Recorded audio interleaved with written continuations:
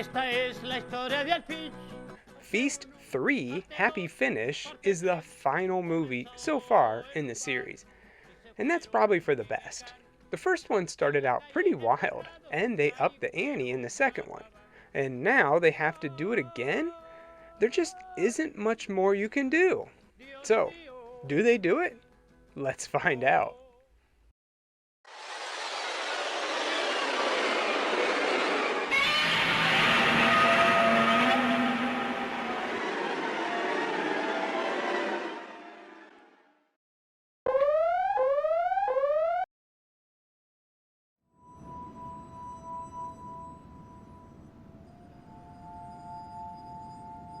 It starts out right where the second one ended. In fact, they filmed Feast 2 and 3 back to back, with this one only taking 19 days. Probably not a good thing. However, I do like it when movies do this, pick right up where the last one left off. Here, the first 5 minutes or so are just recap, with them bringing back the title cards, which are somehow even more hokey than before. Except Bartender's. I like his. Thunder gets blown up, Honey Pie gets hit with a part of the trash can, and the monsters attack the roof. Stuff we've seen before, and probably here to just pad out the already short runtime. One thing I didn't mention in the last review is that Greg was hit with a pipe when Biker Queen's bike backfired. I didn't talk about it because I figured he was as good as dead, but I should have known better. Because somehow, everyone in these movies lives until their head is ripped off or something. Anyway, they fight the monster on the roof, and Biker Queen takes it out with her bike. We also get to see what happened to Honey Pie. If you remember, she woke up after the credits and was fine. I figured she was gonna break away from the group and make it out alive, but nope, that's not the case.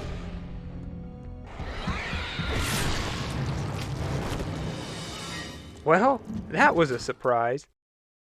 As the main group are heading down the stairs, a car comes into town and crashes into the jailhouse. So now they have a way in, and Hobo can't stop them. They make it in, and I figured this guy must be our new protagonist. He's tough, macho, and wants to attack these things instead of hiding. He came to the jail for guns, and that's what he's gonna get. He's showing Secrets how to shoot, and it looks like they're setting up a romance between them. But then he gives her the gun, and she accidentally pulls the trigger, shooting him in the head. Well, there goes that idea. Now the plan is to get to Slasher's car dealership so that they can get some cars and get out of town. They all split up because then at least the creatures can't kill all of them at once and try to make it to the cars. On their way, Secrets picks up Thunder, because of course he survived, and they make it to the dealership.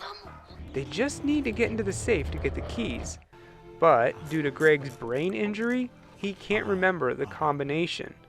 While he's trying that, the others get attacked. Slasher and some others have to hide out in a shipping container, and Slasher gets attacked. A new monster explodes out of him, and we meet Slasher. An appropriate name. Hobo runs and hides in his house, which is in an underground bus. Pretty cool. Reminds me of the Turtles hideout in TMNT 2, but for meth heads. And I thought all the really good dungeons were in Europe. The biker gang follows him down there, and they get attacked. They fight it off, one of the girls dies, but Hobo manages to get the bus started, and they peel out of there. Biker Queen takes the wheel, and they make it to the surface, where the others need a ride. But this bus ain't stopping. They drive right past them. Until the bus breaks down. Oops. They all climb in just in time as the monsters come running. But we've already established this bus isn't monster-proof, and they won't last long. That's when a new guy shows up, Prophet, and it seems like he's able to control these things. Interesting. They all go running, and he tells them that the streets aren't safe, and they need to take the sewers. Seeing how he just saved their lives, they trust him. They head down in without flashlights, but somehow you can still see pretty well down there. And there's fresh blood, so they know they're not alone. Soon, they meet another foe, Puker Girl, and it seems like there's a whole group of them down there. These are people that got puked on and are slowly dying and losing their sanity. Basically, they're zombies.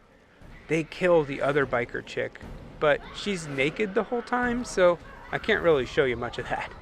The only thing that saves them is a new character, Jean-Claude Seagal. Funny, it's some kid that seems to have some fighting skills and promises to get them out of there. He's climbing up a ladder and a monster rips his arm off. So he might not be the hero they were hoping for. He and Bartender fall down a water slide and are separated from the group. They wander around for a while, but eventually make it to a place where they can rest and get their bearings. On his one good arm, Jean-Claude got bit, and they know they need to stop the bleeding. So Bartender goes into doctor mode and starts patching him up. The only way he can think of to cauterize the wound is to cover it with gunpowder and light it on fire. Did you learn this in the Marines? No. Rambo 3. What? It doesn't work out so well. The other group ends up in a club. For some reason, the power works just fine here, but it's going out everywhere else in town. I'm pretty sure they just wanted to film an entire scene using a strobe light. And it gives me a headache. In the club, there are more pukers and they attack. Bartender and what's left of Jean hear the screaming and go to help out. I assume they're fighting and winning, but honestly, I can't tell because of the dumb strobe light. The only thing I can make out is that Biker Queen got puked on, so she's as good as dead.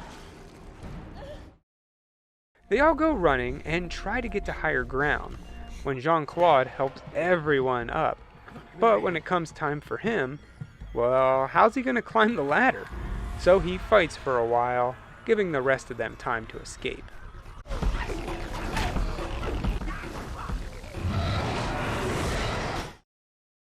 They run right to a dead end, but there's a garage door that they can get open. When they do, they're greeted by a monster on the other side. Prophet goes to control him, and we learn the secret to his power. It's his hearing aid. The monsters don't like the feedback, but the batteries are going dead, and without them, he's killed pretty quickly. They all try to get away, but Greg's pipe is stuck in the door. Just then, Slasher kills the other monster and gets ready to take out the group. There's a moment where you think he remembers his past, which doesn't make sense because this isn't Slasher, it just came out of him.